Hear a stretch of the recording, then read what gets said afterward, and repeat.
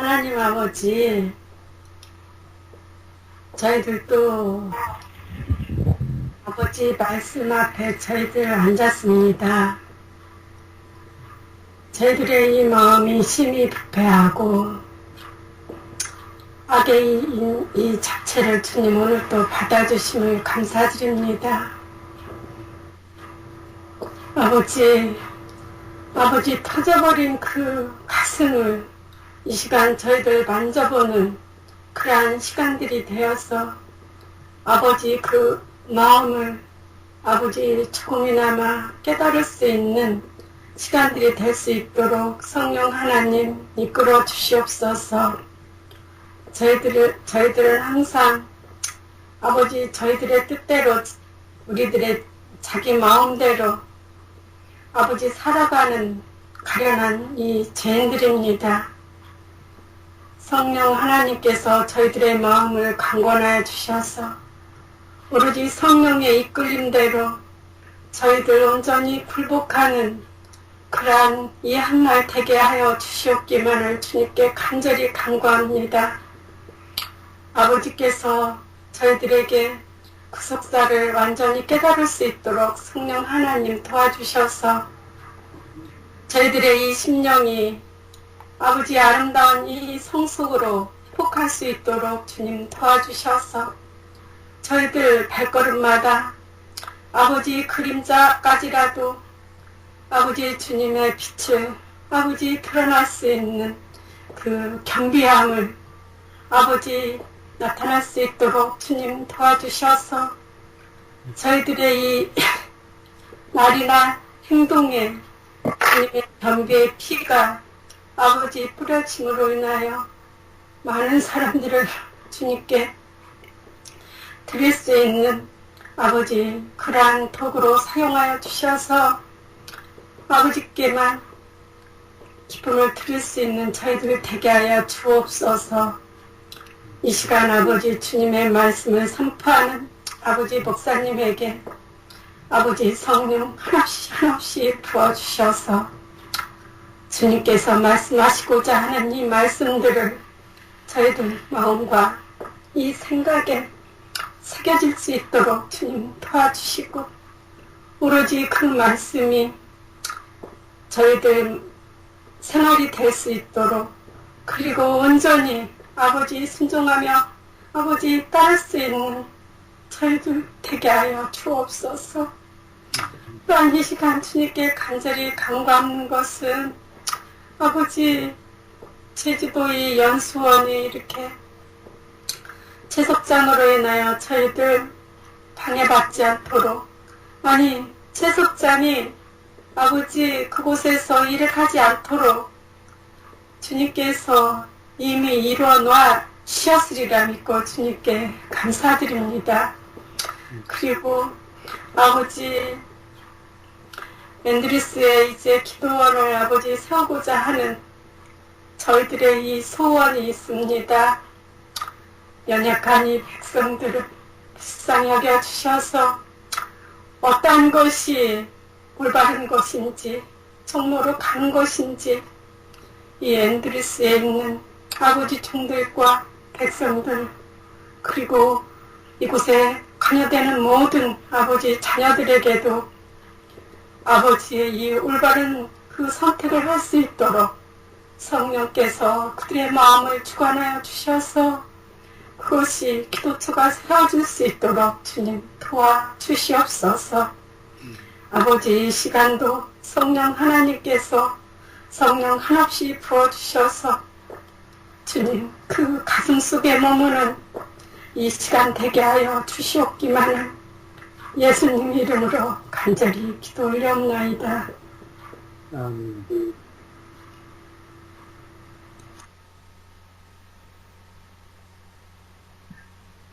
네, 오늘 저희가 함께 공부할 장은 요한복음 5장입니다. 요한복음 5장은 우리가 너무나 많이 들었던 이야기가 기록되어 있죠. 5장 1절 그 후에 유대인의 명절이 있어 예수께서 예루살렘에 올라가신다.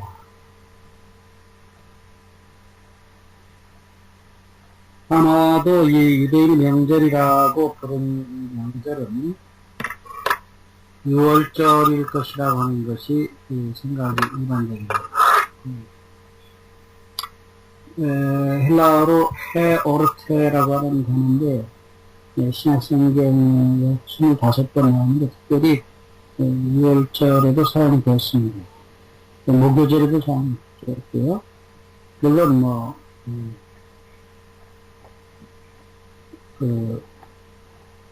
장막절, 초막절에도 사용이 됐습니다. 어쨌든 이 당시 형편으로 볼 때는 6월절일 가능성이 많다고 하는 것입니다. 그래서 주님께서 유대인들이 1년에 3번씩 예루살렘 명절에 올라가는데 6월절과 오순절과 그리고 마지막 흔히 초막절이라고 부르는 장막절 3번의 절기는 구약의 하나님의 명령에 따라서 반드시 올라가야 합니다. 그래서 주님께서 6월절에 올라가셨다라고 여기 기록하고 있습니다.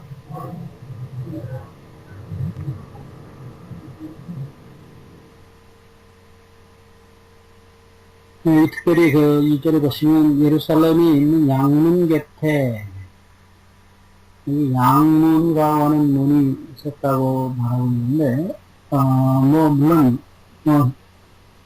헬라어는 그냥 양에 속한 갑주 혹은 양이라는 말 프로바톤이라고 하는 말을 형용사로 되는데 그 양문이라고 하는 문은 사실은 없어요. 양에 속한 그렇게 끝났습니다. 그러나 일반적으로 거기 문이 있었기 때문에 양문 옆이라고 하는 말, 양문 가까이에 히브리 말로 베데스다라 하는 못이 있었다. 라고 말하겠습니다. 이 베데스다라 우리말로 번역된 히브리 말은 아람어, 그 당시 아람어입니다. 히브리 말의 그 사촌이고요. 베티스다라고 불렸는데, 그 베티스다라는 말의 뜻은, 기도의 집이라는 뜻입니다. 기도의 집. 성경에 딱 한 번 나오는 것인데,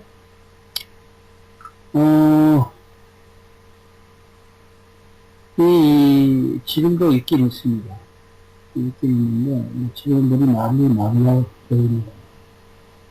어쨌든, 베데스다의 물이 갑자기 동하는 때가 있었다고 히브리 사람들이 전하고 있습니다. 요한도 이 사실을 기록하고 있습니다.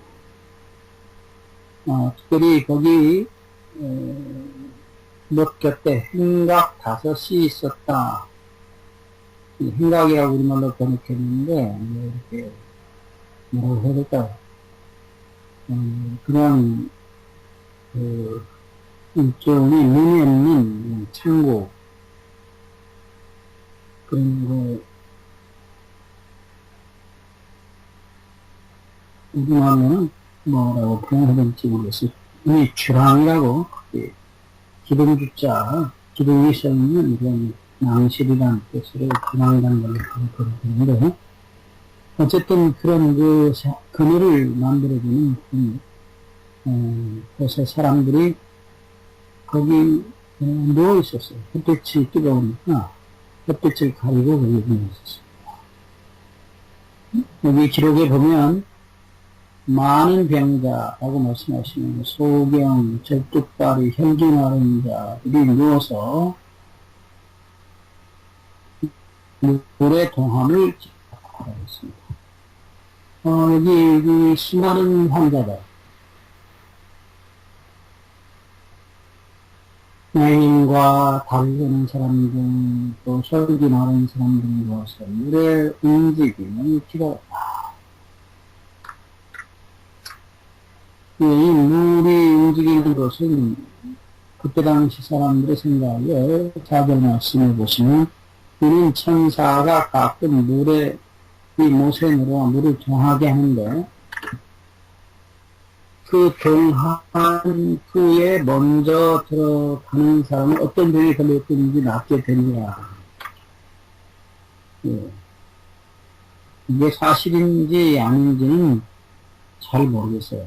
그냥 그 당시에 이런 일들이 있었다고 하는 사실을 요한은 기록하고 있습니다.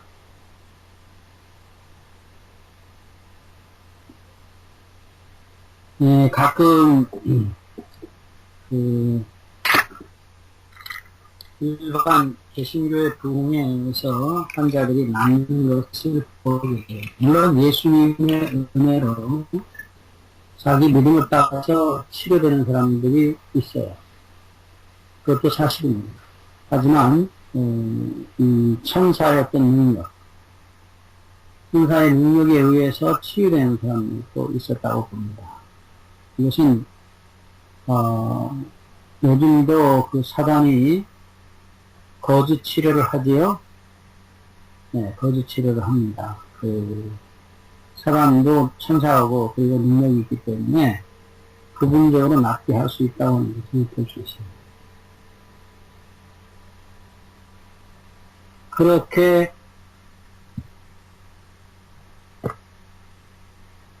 천사가 와서 병을 낫게 하는 일을 바라보고 거기 수많은 환자들이 그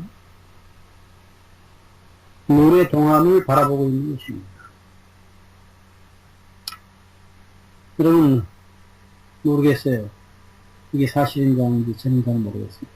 그러나 실제로 어떤 면에서 그런 일이 있었다고 보는 것이 타당한 것은 그것을 믿고 많은 사람들이 이 베데스다 목가에 몰려들었기 때문입니다.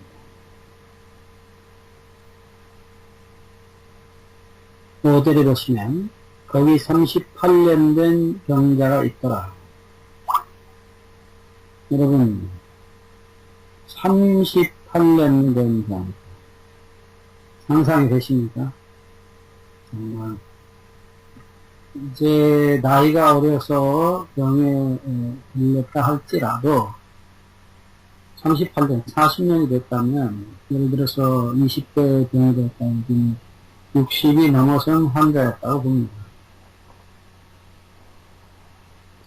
네, 그런 환자가 지금 어떻게 보면 죽음을 앞에 두고 있는 사람으로서 그래도 살고 싶고 낫고 싶은 간절한 욕망으로 거기 물을 기다리고 있어요.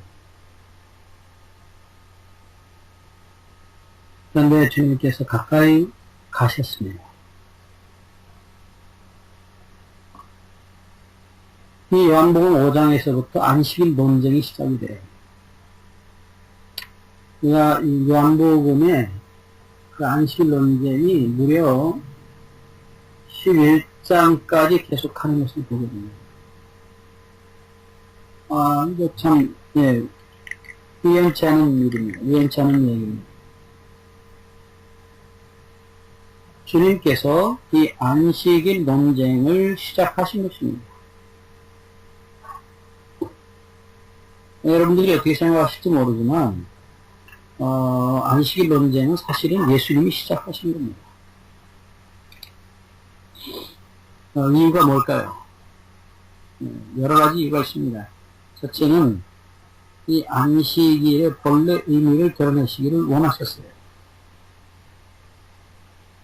이 안식일의 의미를 왜곡시켰기 때문에 유대인들이 다 그 본래 안식일의 의미를 잘못 곡해시켰기 때문에 이것을 바로 잡으셔야 되는 주님의 사랑의 그 섭리가 있었어요. 다시 말하지만 안식일은 마가복음 27절 28절에 주님께서 우리를 위해서 주신 선물이에요. 가장 큰 선물 중 하나입니다. 근데 이 선물을 사단이 완전히 왜곡시키고 짓밟아 버렸습니다. 그래서 그것을 반드시 다시 회복해야 했어요. 어떤 사람에게 누가 선물을 줬는데 정말 그에게 꼭 필요한 선물을 줬어요. 그런데 그 선물의 가치나 그 효용성을 모르고 짓밟아버린 사람이 선물의 본래의 가치, 그리고 그 선물을 주신 본래의 마음을 다시 보여주시는 것은 주인으로서, 선물을 주신 사람으로서 반드시 해야 됩니다. 그래서 주님께서 이 안식일 논쟁을 시작하실 수밖에 없었어요.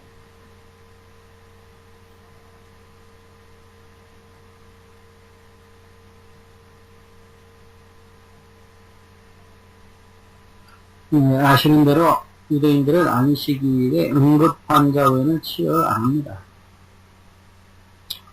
이 38년 된 중풍병자는 분명히 응급환자가 아니지요. 네. 얼마든지 다른 나라 고쳐주실 수 있습니다. 그런데 주님께서 바로 그날 안식일에 고치신 것입니다.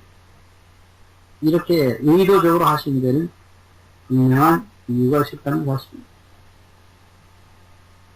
더군다나 이 환자를 보고, 중풍병자를 보고 주님께서 일어나 자리를 들고 걸어가라고 말씀하십니다. 그 자리를 들고 걸어가는 일은 곧 유대인의 그 안식일 법에 의하면 큰 죄인 것입니다.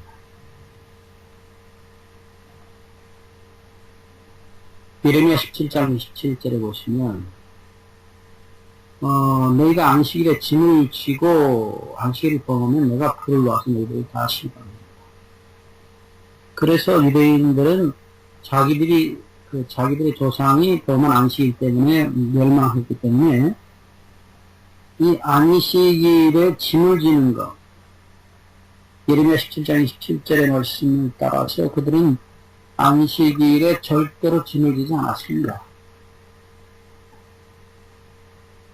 그것이 좀 더 발전해서 그들은 물 한 방울 정도의 무게 위에는 아무것도 될 수 없다. 예를 들어서 세수를 하다가 물이 한 방울 정도 얼굴에 묻었다. 그것까지는 봐준다는 얘기였습니다. 어떤 것도 용납하지 않았습니다.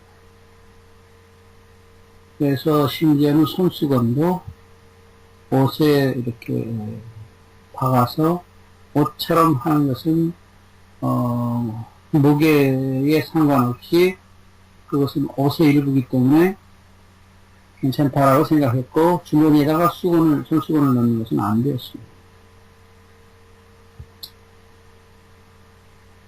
그런데 바로 주님께서 이날 이 수건을 들어도 안 되는 이날 그 평생 깔고 있었던 그 거적대기 침상을 들고 걸어가라고, 집으로 가라고 말씀하십니다. 이것은 이 큰 놀라운 논쟁거리가 시작된 것을 말합니다. 자, 우선 이 환자의 치유받는 모습으로 좀 돌아가 보겠습니다. 먼저 6절을 다시 한번 보겠습니다. 6절 말씀을 보시면 이 38년 된 중풍병자를 주님께서 첫째 보셨다라고 말씀했습니다. 그 다음에 두 번째는 벌써 오랜 줄을 아셨다라고 말씀합니다. 이 보시다 하는 헬라어는 에이도라는 동사입니다. 물론 이 에이도는 지각한다, 감지한다. 좀 우리말에 좀 더 가깝기 때문에 감지한다, 앞받치기다. 느끼고 안다 할 때 감지하다 그렇게 표현하죠.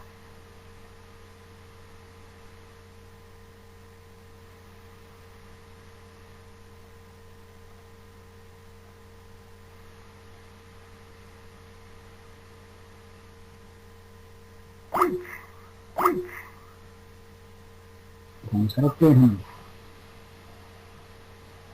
그래서 예수님께서 이 사람의 병이 38년 된 것을 느끼고 아셨다, 감지하다. 조금 더 가까운 번역일지 모르겠습니다. 그냥 아는 게 아닙니다.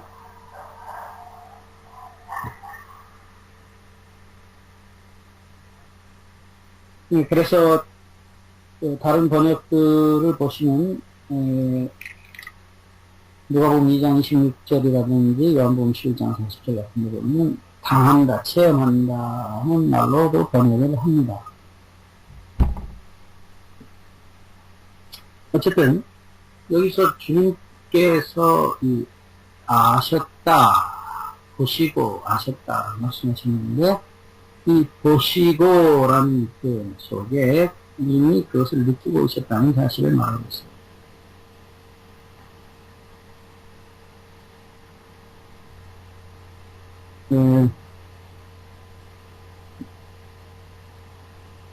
주님께서 우리를 보신다.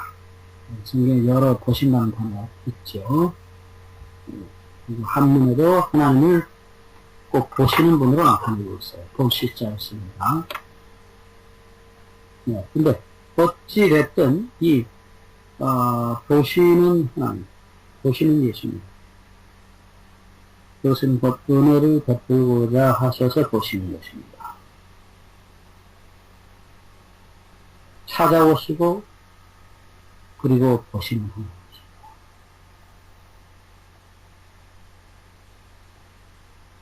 그리고 말씀하시기를 병이 벌써 오랜 줄을 아시고 벌써 오랜 줄을 아시고 이 벌써란 말을 헬라어도 잘 모르겠습니다. 에데라고 하는 이미 오래된 것을 아시고 여기 아시고라는 디노스코는 여러분들이 여러 차례 말씀을 하셨습니다. 이건 아주 정말 경험으로 아는 것입니다. 그냥 머리가 아는 게 아닙니다. 느끼고 보시고 그리고 경험으로 아셨다. 다시 말하면 그의 고통의 깊이를 알고 계셨던 것입니다. 곧 다시 말하면 죄의 깊이를 알고 계신 것입니다. 병의 결과인 결과의 원인, 뿌리를 보신 것입니다. 아셨던 것입니다. 경험으로 아신 것입니다. 창조주이시기 때문에 그걸 아시는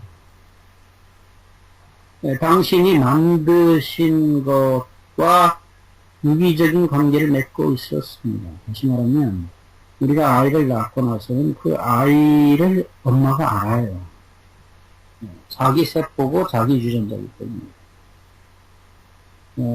그래서 그 아이가 아프면 엄마가 아파요. 자동으로 아파요. 아플 수밖에 없어요. 왜? 유전자가 같기 때문에.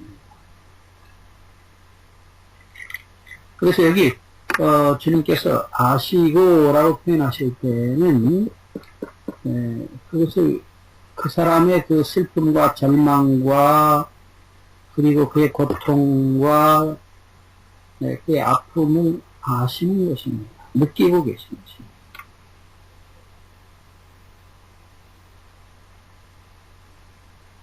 그래서 주님께서 말씀하시기를 너희가 낫고자 하느냐 라는 것입니다. 이 말씀은 그의 믿음을 불러일으키는 말씀입니다. 여기서 한 가지 우리가 활기있는 말씀을 드리면 많은 환자들이 있었어요. 그 많은 환자들에게 가시지 않고 이 사람을 특별히 택한 것입니다. 물론 가장 오래된 환자 중에 한 사람이었을 거라고 생각됩니다. 그런데 주님께서 바로 이 환자를 주셨어요.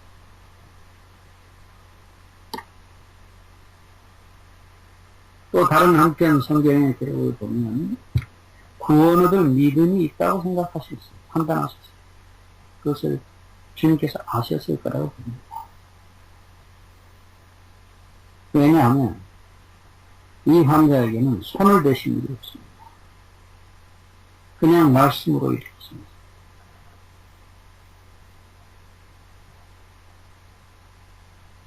이 환자에게 주님께서 일어나 내 자리를 들고 걸어가라 말씀하실 때에 이 환자는 벌떡 일어나서 자리를 들고 걸어간 것입니다.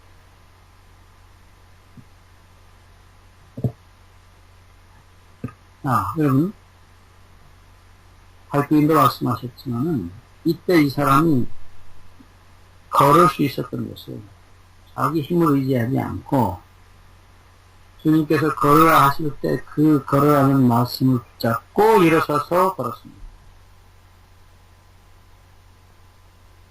우리에게는 참 천금 같은 중요한 교훈입니다. 말씀을 붙잡고 일어서서 걸었던 것. 발견의 표현을 빌리면 주님께서 그를 일으켜 주시고 또 그가 하나님의 능력이 그에게 임하는 것을 본 다음에 걸은 게 아니고 그 말씀, 일어나 걸으라는 그 말씀을 의지하고 일어섭니다. 그것은 대단히 중요한 이야기입니다. 어떤 주님의 능력이 임하는 그 은혜를 경험하고 일어나는 게 아니에요. 그냥 이 말씀에 그냥 그대로 일어서는 것입니다. 그 말씀, 일어나라는 그 말씀을 지팡이처럼 붙잡고 일어서는 것입니다. 우리는 보통 그렇게 하지 않지요. 저부터 능력이 임하면 그때 일어납니다. 아닙니다. 이 환자는 그 말씀을 의지해서 그대로 일어섰습니다. 그래서 이 대단히 중요한 얘기입니다. 이 믿음이란 우리가 생각하는 것처럼 그냥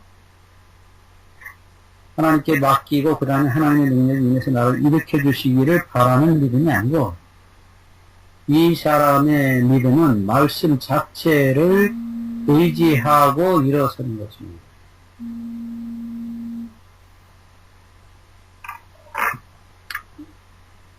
잠시만요.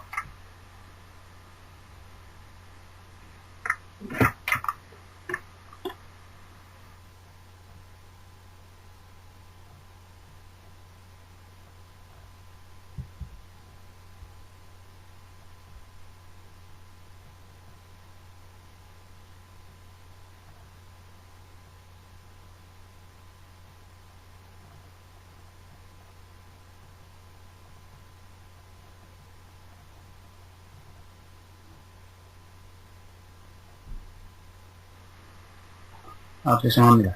자, 이제 여기서 우리 다시 한번 주목해야 될 중요한 말씀입니다. 이 사람의 믿음은 자기에게 임한 능력이 아니고 능력이 임하기 전에 약속하신 말씀을 붙잡고 일어섰다는 것입니다. 정말 아멘입니다. 네. 자, 이 믿음에 대해서 발주인이 여러 번 말씀했어요. 예를 들면 로마의 109장. 자기 종이 병들어 죽게 됐을 때에 그 병들어서 죽게 된 그 자기 종을 주님께서 고쳐주실 때 들어오셔서 뭐 일으켜 주시거나 뭐 그렇게 그것은 감당할 수 없다. 그냥 그 말씀만 해달라. 당시 이 말씀은 틀림없이 이루어지기 때문에 그 말씀만 해달라고 하는 믿음을 보였어요. 그만큼 주님을 신뢰했던 것입니다. 확실히 믿었던 것입니다. 그만큼 그 말씀, 주님이 하시는 말씀이 이루어진다는 사실에 자기 자신의 믿음을 완전히 입탁한 것입니다. 여러분, 우리에게 이 믿음이 필요해요. 주님께서 우리에게 이 믿음을 주시도록 기도하셔야 합니다. 그래서 저도 그렇습니다. 말씀하시면 그대로 이룰 걸 믿어요. 주님께서 우리에게 네가 나와 함께 나고는 있으리라. 그럼 있는 겁니다. 그럼 100% 믿을 수 있어요. 말씀하시는 것이 문제입니다. 네, 말씀하시면 그대로 이루어지기 때문에 제게 말씀해 주옵소서. 정말 우리가 늘 얘기하지만 오늘 주님께서 내가 나와 함께 나가고 있습니다. 그 말씀하시면 오늘 지금 죽어도 좋습니다. 네, 그 말씀은 그대로 우리에게 이루어집니다. 그 말씀과 그 주님을 붙잡는 믿음입니다. 그래서 여기 8절에 보시면 이 사람이 일어나서 걸었다고 말했어요.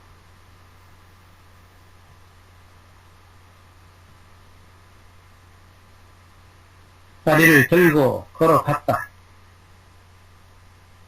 네, 이 들고라는 말이 나타나는데, 들어 올린다.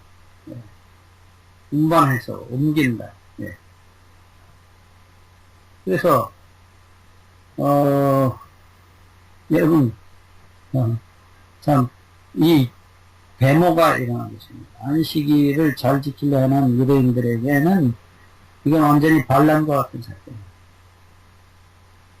어떤 것도 들 수 없는데, 이 사람이, 그 무거운 자리를 들고 어깨다 메고, 아마도 너무 좋아서 38년 만에 처음으로 일어나 본 것입니다. 춤을 추고, 아마도 노래를 부르고, 하나님을 찬양하고 그랬을 거예요. 그러니 모든 사람이 다 본 것입니다. 네, 그래서 여기 10절에 보시면, 이날은 안식일이니 유대인들이 병 나은 사람에게 이르되 안식일인데 내가 자리를 들고 가는 것이 옳지 아니하니라. 유대인들이 이 안식일 얼마나 형식적으로 철저히 지켰는데 이게 참 완전히 반역을 한 것입니다. 그래서 여기 10절 마지막에 내가 자리를 들고 가는 것이 옳지 아니하다, 의롭지 아니하다. 네.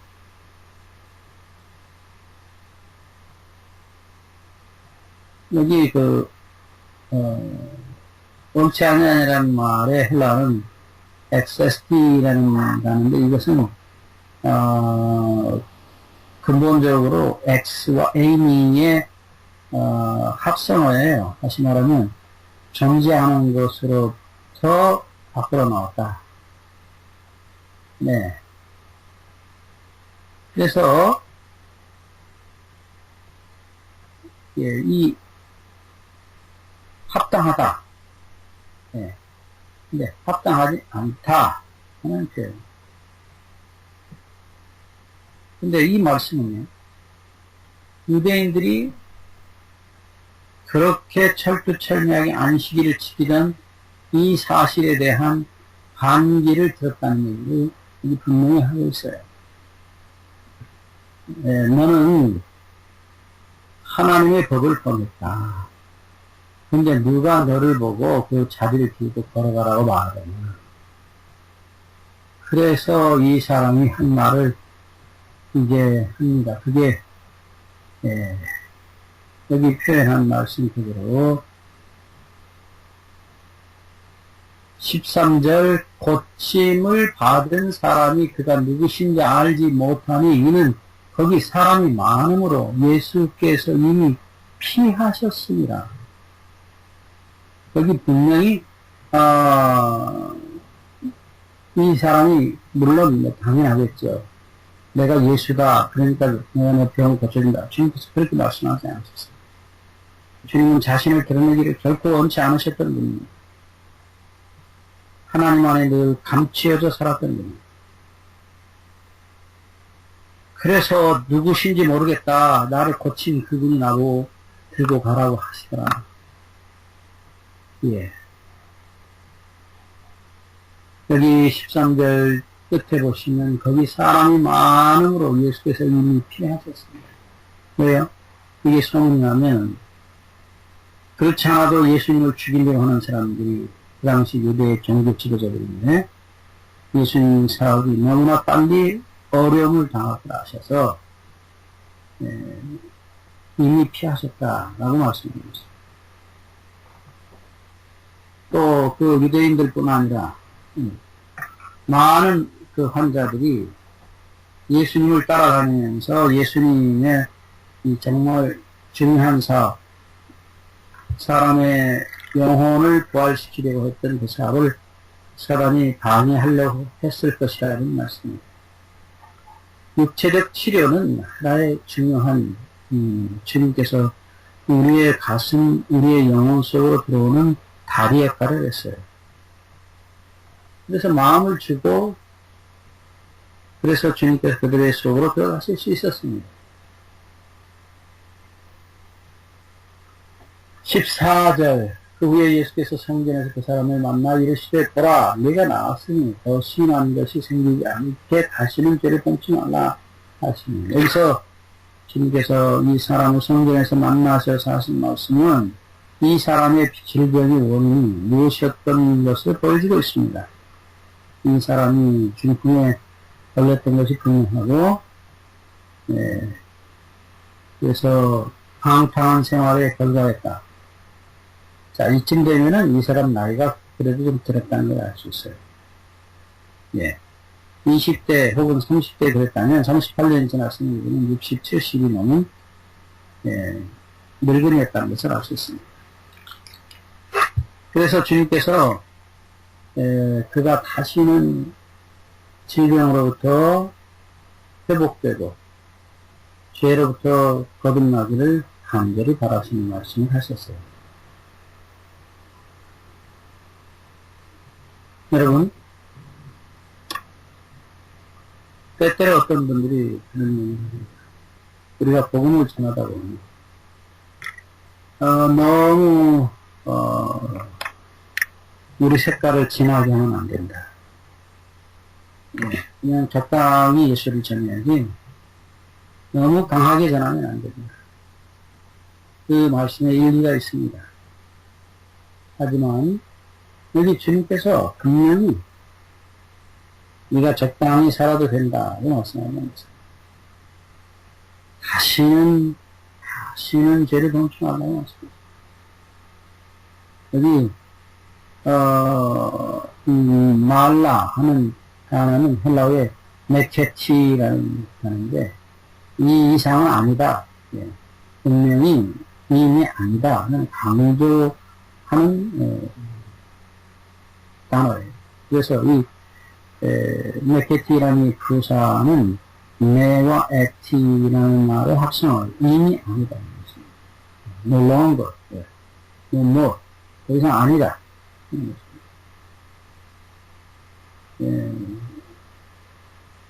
어쨌든요,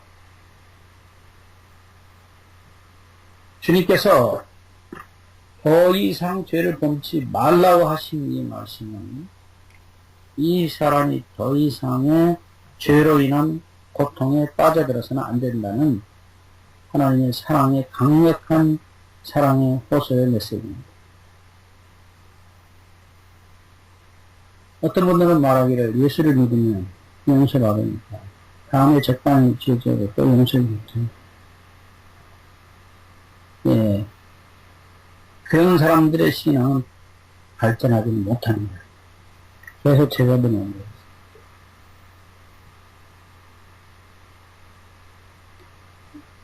자, 어쨌든요, 여기서 요한복음 8장 11절에도 같은 말씀이 있죠.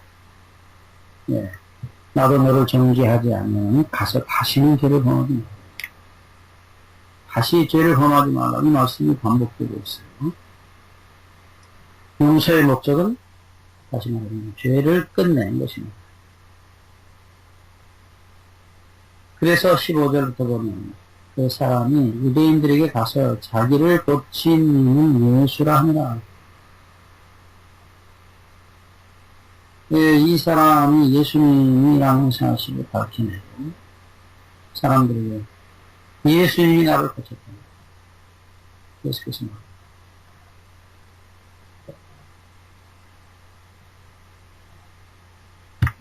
이때 당시 유대인들과 바리새인들, 제사장들이 얼마나 주님을 미워했다는 사실을 우리가 여기서 볼 수 있어요.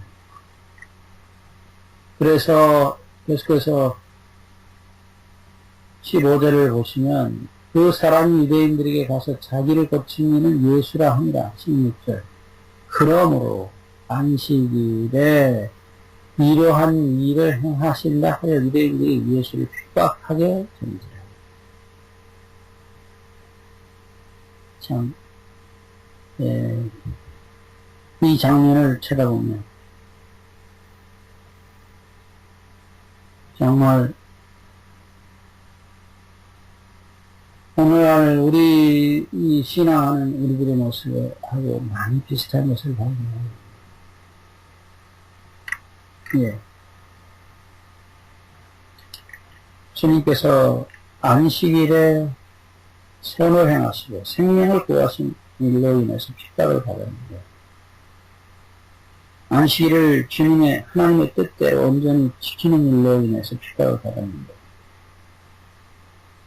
요즘 세상에 정말 안식일을 바로 지키는 자들이 얼마나 사람이 얼마나 힘들게 하는지.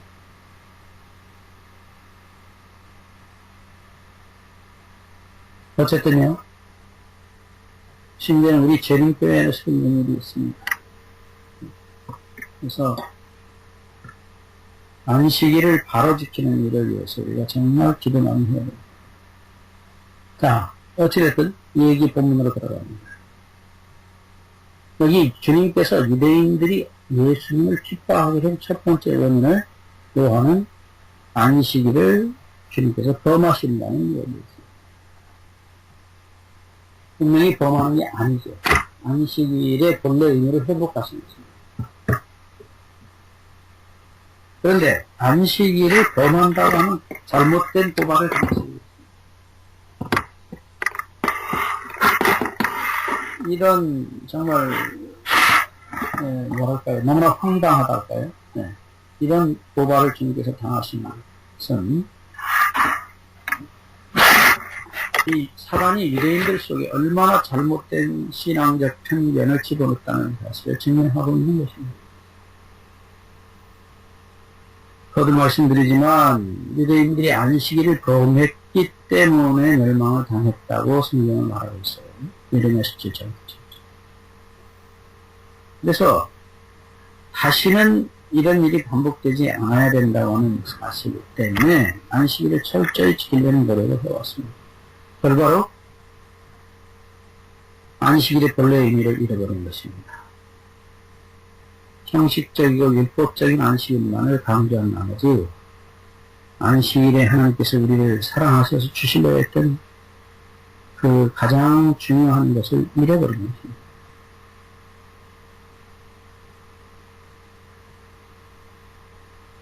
다시 한번 우리가 반복하지만 주님께서 우리의 질고를 지셨다고 이사야 53장 4절로 6절에 말씀하셨습니다. 그가 채찍에 맞음으로 우리가 나음을 입었다고 말씀합니다.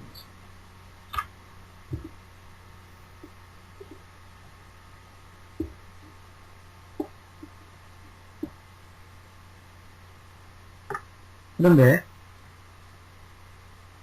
여기서 우리 주님께서 마태 8장 17절의 말씀처럼 우리의 질고를 안식일에 지시고 그가 십자가로 가실 준비를 하고 계셨어요. 그리고 그가 우리의 죄악을 지시고 우리의 고통을 지시고 돌아가심으로 우리를 영원한 안식일 속에 보내시려고 하는 그분의 아픔이 거기 있었어요. 그래서 우리의 죄와 그 죄의 결과인 질병과 고통을 지시는 예수님, 그분은 우리를 안식일에 편히 쉬게 하시기 위하여 존재하시는 분이었어요. 그런데 사단은 그 안식일을 범하는 대로 예수님을 고발하는 것입니다. 너무나 엉뚱한 것입니다. 어떻게 이럴 수가 있습니까? 예, 그가 우리의 질병과 고통과 우리의 죄악을 이 안식일에 지시고 우리를 편히 쉬게 하셨는데 그분이 안식일을 범하다고. 그러면 안식일을 범하지 않으려면 어떻게 되느냐? 예, 안식일에 그냥 아픈 사람에게 네가 네 짐을 져라. 내가 져주지 않겠다. 너는 네 혼자서 너대로 네 고통과 죽음을 해결해라. 그렇게 말씀하는 것과 같고, 시편 68편에 말씀한 것처럼 우리의 짐을 날마다 지시는 하나님이십니다. 그래서 특별히 이 안식일은 그 우리의 날마다 짐을 지시는 주님의 그 놀라운 구속의 이야기를 어떻게 보면 결론지어주고 상징적으로 기념하는 그런 날이었습니다. 그런 안식일의 주님의 행위를 안식일을 범하는 자라는 기가 막힌 거짓 고발로 이어서 주님을 십자가까지 데려갑니다.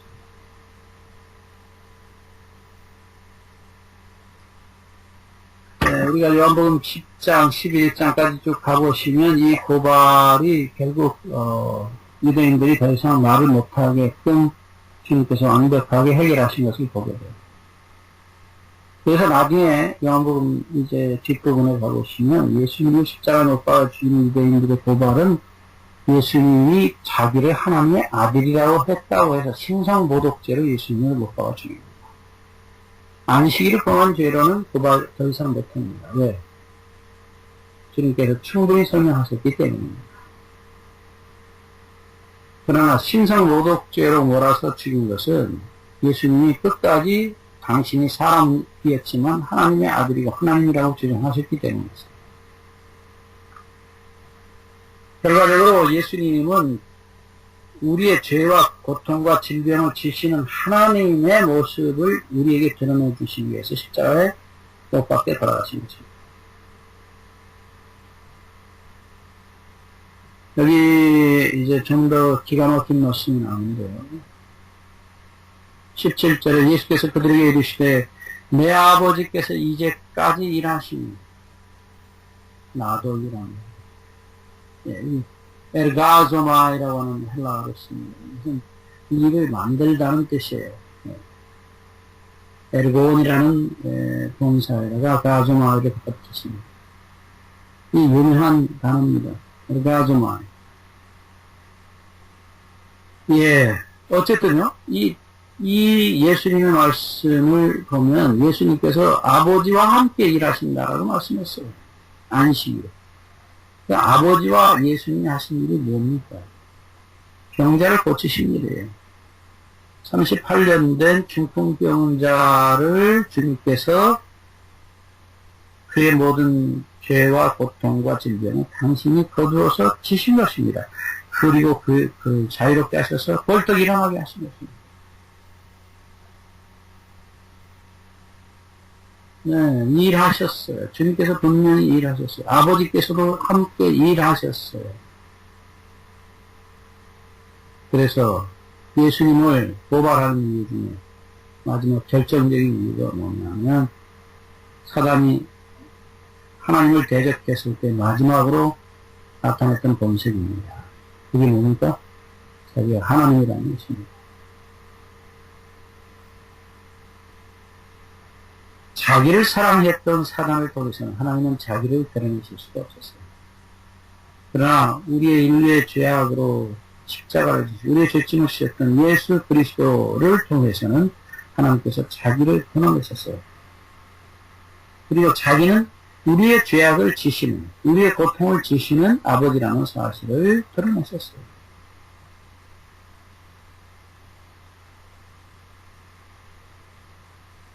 우리 번역에는 하나님을 자기의 친아버지라 하여 자기를 아버지와 동등으로 삼으십니다라고 번역했는데요.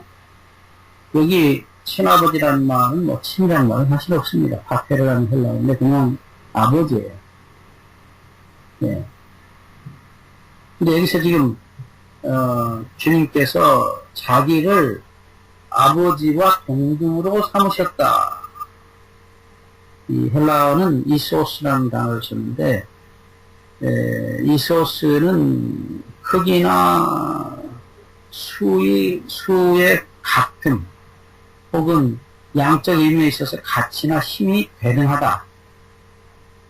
예. 이제 다른 단어가 있습니다. 호모요스라는 단어가 있는데, 그거는 질이 같다는 뜻이에요. 예. 근데, 크기나 숫자, 혹은, 양이나 또 혹은 뭐랄까, 가치, 힘, 이런 것이 동등하다, 똑같다, 대등하다는 뜻을 나타내는 단어예요. 예. 이 호모요스라는 단어도 예수님에게 사용됩니다.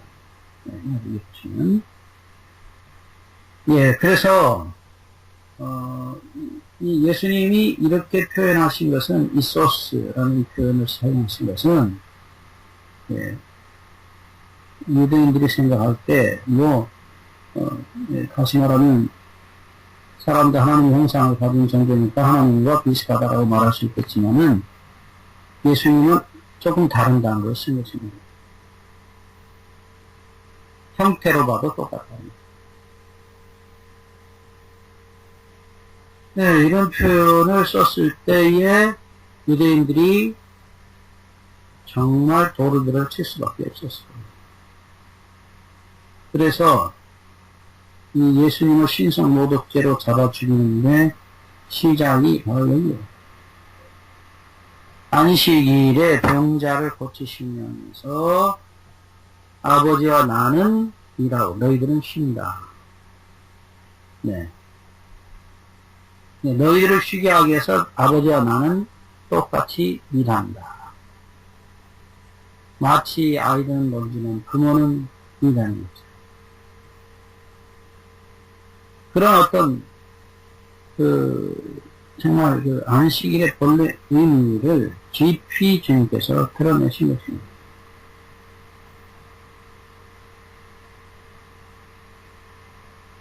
자, 그래서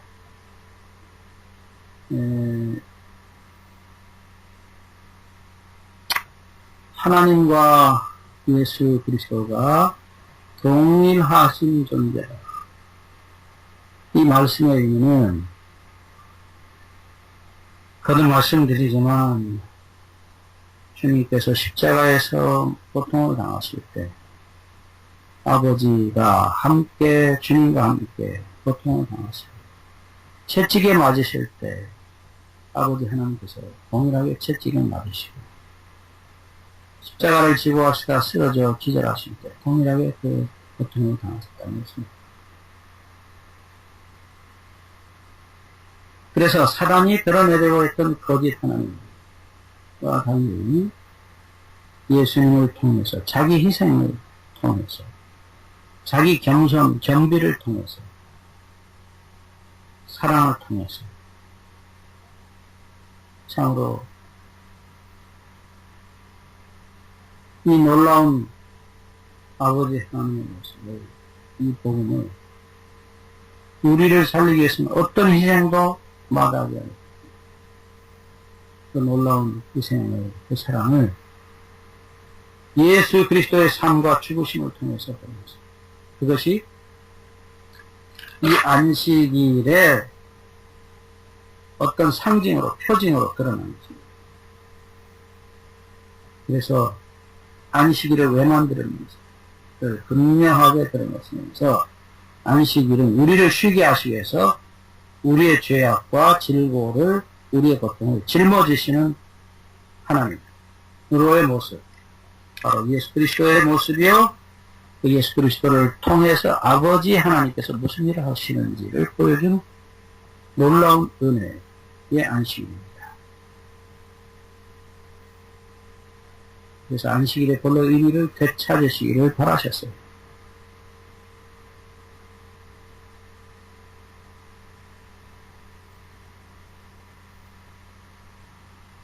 자, 오늘은 여기까지 공부하겠고요. 혹시 질문이나 은혜의 말씀이 있으면 함께 나누겠습니다.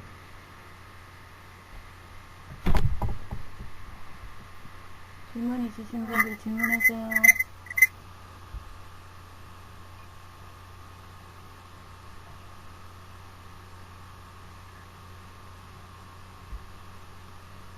전에 저희가 그 십자가의 희생과 그 겸비 이런 거 많이 배우는데 사실상 저희 생활에 침투되기가 그렇게 쉽지가 않아요. 그죠? 네. 매번 저희들이 기도하고 참 저를 하고 또 생활에서 참 하나님의 그 시련을 통해서 경험을 주시는데 힘들 때는 막 매달리는데요. 그거 벗어나면 또 잊어버리고 그래요.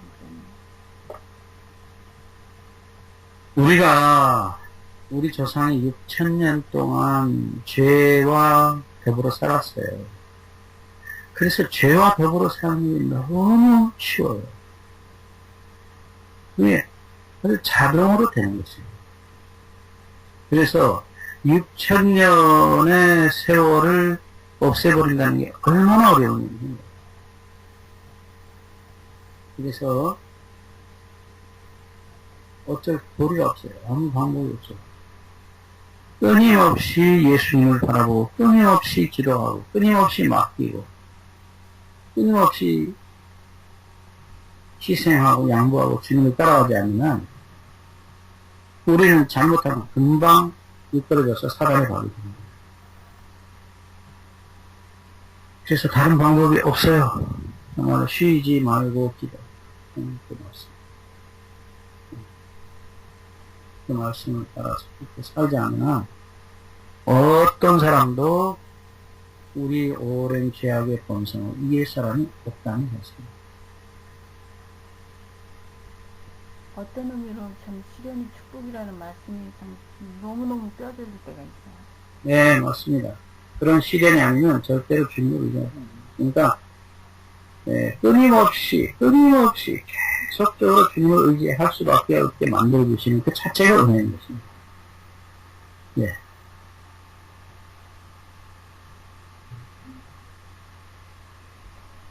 그 베데스다의 그 연못가의 그 안진뱅이 믿음도 너무 정말 좋은 믿음이에요. 그죠? 네. 네, 정말 부러워요. 예. 네, 그 믿음을 달라고 기도하세요. 예, 맞습니다. 예. 우리가 정말 그 말씀을 의지하고 그 말씀에 자신을 완전히 맡기고 일하십니다. 그 믿음이 그럴 수 있습니다. 그래서 우리에게도 그 믿음을 주시도록 기도하십시오. 네, 감사합니다. 너무 감동적이에요. 네. 기도하겠습니다. 하나님, 저희들의 아버지, 정말 저희에게 아버지의 사랑과 믿음을 허락해 주시기를 탄원합니다. 오직 예수님은 하나님의 말씀에 의지해서 평생을 사셨습니다. 그 말씀을 시키시는 대로 그 앞에 지옥이 오든 십자가가 오든 오직 그 말씀을 따라가셨습니다. 그 말씀에 자기의 생명을 완전히 맡겼습니다. 이 죄인들을 살리시되 주님 우리에게도 그러한 마음과 사랑과 믿음을 허락해 주시옵소서. 다시 한번 간절히 비오니 우리 미국의 기도원 속히 세워주시고 한국 우리 마태주의 재림기도원과 그리고 한국에 기존에 있었던 원주 재림기도원 모두가 또해도 일본, 중국, 몽골, 대만, 케냐 등 세계 방방곳곳에 이런 놀라운 은혜의 기관을 세우고 하나님의 종들이 됐습니다. 진정으로 회개하고 용서받고 거듭날 뿐 성령의 충만함을 입는 기관들이 되도록 축복해 주시고 우리의 죄에서 구원하신 주 예수 그리스도의 이름으로 기도하옵나이다.